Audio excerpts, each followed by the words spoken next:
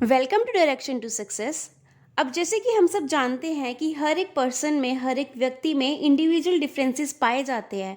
It means हर एक person दूसरे person से किसी ना किसी एस्पेक्ट में डिफरेंट होता ही है।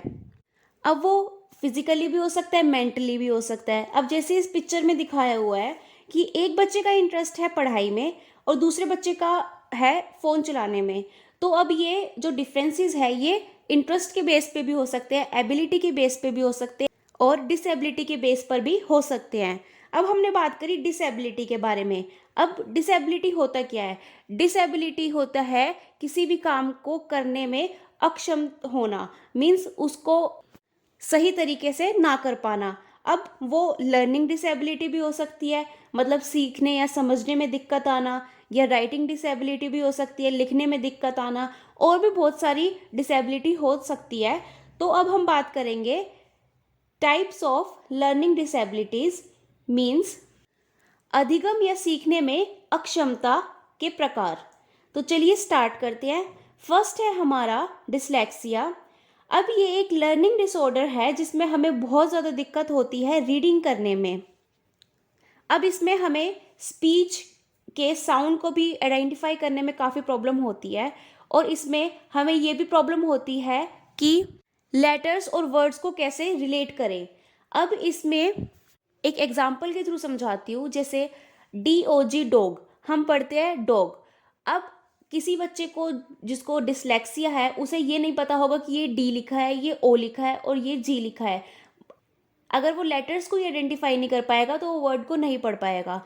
अब ये कोई डिजीज नहीं है, कोई बीमारी नहीं है, ये एक डिसेबिलिटी है बस। अब पेरेंट्स एंड टीचर्स इस डिसलेक्सिया के बारे में बहुत ज़्यादा इजीली पता लगा सकते हैं अगर वो कुछ चीज़ों को नोटिस करें। तो सबसे पहले है कि जो रीडिंग स्किल है, जो हमारा पठन कौशल है, वो बहुत बेकार हो। तो हम जो स्पेलिंग बोलते हैं और जो हम लिखते हैं उसमें बहुत ज़्यादा प्रॉब्लम्स हो। अब हमें जो राइट नेम है किसी चीज़ के, किसी थिंग के या फिर किसी जगह के राइट नेम्स को याद करने में डिफ़िकल्टी हो तो, या फिर फ़ोन नंबर को याद करने में डिफ़िकल्टी हो तो। अब आप ये सोचोगे कि मैंने तो पहले ये बोला था कि ये एक रीडिंग प्रॉब्लम है, अब इसमें राइटिंग का पॉइंट क्यों दे रखा है? क्योंकि अगर बच्चे को यही नहीं पता होगा कि इस अल्फ़ाबेट को बोलते क्या है तो वो लिख भी ढंग से नहीं पाएगा। इसलिए ये इंटर रिलेटेड है एक दूसरे से, रीडिंग एंड राइटिंग। अब इस पिक्चर में दिखाया हुआ है कि बच्चे को पढ़ने में कितनी ज़्यादा प्रॉब्लम हो रही है। ये डिसलेक्सिया का एक एग्जाम्पल है। नेक्स्ट है डिस्ग्राफिया। अब इसमें हमें लिखने में बहुत ज़्यादा प्रॉब्लम होती है। आप इसे तोड़ के भी याद कर सकते हैं, जैसे ग्राफिया लास्ट में है तो ग्राफ जैसे रिलेटेड होता है लिखने से। तो ये एक राइटिंग प्रॉब्लम है। हमें ये नहीं पता होता कि जब हम लिख रहे हैं तो उसकी स्पेलिंग क्या होगी, हमें वर्ड्स के बीच में कितना ज़्यादा स्पेस देना है, साइज़ क्या होगा और किस वे से लिखना है। तो एक ये राइटिंग डिजीज़ है। अब जैसे इस पिक्चर में दिखाया हुआ है कि वो ABCD लिख रहा है बट उसे यही नहीं पता कि लिखना कैसे है। उसके जो लेटर्स है वो ऊपर नीचे हो रहे हैं और लिख भी वो ऊपर नीचे ही रहा है। सोच भी गलत रहा है और लिख भी गलत रहा है। नेक्स्ट है हमारा डिसकैलकुलिया। अब इसे आप याद कर सकते हैं कैलकुलिया मीन्स कैलकुलेशन से। ये एक लर्निंग डिसऑर्डर है जिसमें बच्चे को प्रॉब्लम होती है मैथ्स की कैलकुलेशन करने में। अगर किसी बच्चे को मैथ्स से रिलेटेड प्लस माइनस करने में या फिर मैथ्स को समझने में ज़्यादा ही प्रॉब्लम हो रही है तो हम ये कह सकते हैं कि वो बच्चा डिसकैलकुलिया से सफ़र कर रहा है। अब इस पिक्चर में दिखाया हुआ है कि बच्चों को मैथ्स में करने में कितनी प्रॉब्लम हो रही है। अब इट डजेंट मीन दैट कि किसी को मैथ्स अच्छी नहीं लगती या फिर इंटरेस्ट नहीं है तो उसको डिसकैलकुलिया हो गया, नहीं। अब इसका एक स्पेसिफिक तरीका होता है कि पता लगा सके कि नॉर्मल बच्चा है या फिर डिसकैलकुलिया से सफ़र कर रहा है। तो अगर टीचर्स और पेरेंट्स अच्छी तरह से फोकस करेंगे तो वो इजीली पता लगा सकते हैं। नेक्स्ट है ADHD, attention deficit hyper activity disorder. अब ये एक डिसेबिलिटी है जिसमें बच्चा अटेंशन नहीं दे पाता है, फोकस नहीं कर पाता है एक चीज़ पर और हाइपर एक्टिव रहता है, मीन्स ज़्यादा ही सक्रिय रहता है और इम्पल्सिव हो जाता है।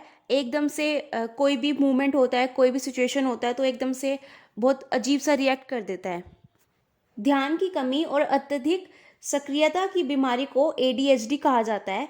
इसमें बच्चा जो काम कर रहा है उसमें उसकी अटेंशन कम होगी, उसमें उसका ध्यान कम होगा, फोकस नहीं होगा और हाइपर एक्टिव रहेगा कि हाँ ये भी करना है वो भी करना है, और एकदम से इम्पल्सिव बिहेव करेगा। कुछ भी बात होगी तो एकदम से अजीब रिएक्ट करने लग जाएगा। अब जैसे इस पिक्चर में दिखा हुआ है, बच्चा बहुत ज़्यादा कंफ्यूज है और क्या रिएक्ट करना है, कैसे करना है, कुछ नहीं समझ आ रहा उसे। नेक्स्ट है ऑटिज्म। ऑटिज्म एक ऐसा डिसऑर्डर है जिसमें बच्चा सोशलाइज नहीं होना चाहता, लोगों से ज़्यादा मिलना जुलना नहीं चाहता, ज़्यादा बातचीत नहीं करना चाहता, वो उनको समझ नहीं पाता क्योंकि, तो वो अकेला रहना ही प्रेफर करता है। अब इसमें बच्चा अकेला रहता है तो बहुत ज़्यादा लिमिटेड रहता है, क्योंकि अगर वो सोशलाइज होगा ही नहीं, लोगों से मिलेगा जुलेगा ही नहीं, तो वो खुल नहीं पाएगा, लोगों को समझ ही नहीं पाएगा। तो इसमें बच्चा सिर्फ अपने में ही सिमट के रह जाता है। अब जैसे कि यहाँ पर दिखाया हुआ है कि यहाँ पर सब सोशल गैदरिंग कर रहे हैं और वो बच्चा सिर्फ एक अकेला घूम रहा है। नेक्स्ट है अफेजिया, जिसको हम डिफेजिया भी कहते हैं। ये एक लैंग्वेज डिसऑर्डर है। ये अफेक्ट करता है हमारे कम्युनिकेशन को। अगर किसी को डिफेजिया है तो फिर वो कम्युनिकेट नहीं कर पाएगा, अपने थॉट्स नहीं बता पाएगा, अपने आइडियाज़ को एक्सप्रेस नहीं कर पाएगा वर्ड्स में। मतलब इसमें कंप्रीहेंशन प्रॉब्लम होती है, समझने की बहुत ज़्यादा प्रॉब्लम होती है। अब 1995 में एक एक्ट बनाया गया था डिसेबिलिटीज़ वाले पर्सन के लिए, जिसमें इक्वल अपॉर्चुनिटीज़ की बात की गई थी, उनके राइट्स की प्रोटेक्शन की बात कही गई थी और फुल पार्टिसिपेशन की बात की गई थी। मीन्स वो अपने आप को किसी से कम ना समझे, उनको पूरा अवसर दिया जाए, उनके जो अधिकार है उनकी सुरक्षा की जाए और वो हर चीज़ में भाग ले सके। अब ये इसलिए बनाया गया था कि सबको इक्वल अपॉर्चुनिटीज़ मिल सके जो पर्सन डिसेबल है। अब इसमें 7 डिसेबिलिटीज़ को इंक्लूड किया गया था, बट इसके बाद 2016 में एक नया एक्ट बना जिसने 1995 के एक्ट को रिप्लेस किया और कुछ थोड़े बहुत संशोधन किए। अब जो 1995 में 7 डिसेबिलिटीज़ को इंक्लूड किया गया था वो इंक्रीज होके हो गई थी 21 डिसेबिलिटीज़। अब ये मैंने पूरी लिस्ट दे रखी है जो 21 डिसेबिलिटीज़ की थी। वैसे एग्जाम में पूछते नहीं है, बट एक बार आप रीड आउट कर लेना इसको। अब इसी के साथ हमारा टॉपिक ख़त्म होता है। Thank you for watching. Teaching exam की और ज़्यादा वीडियोज़ के लिए जुड़े रहिए D2 सक्सेस चैनल के साथ।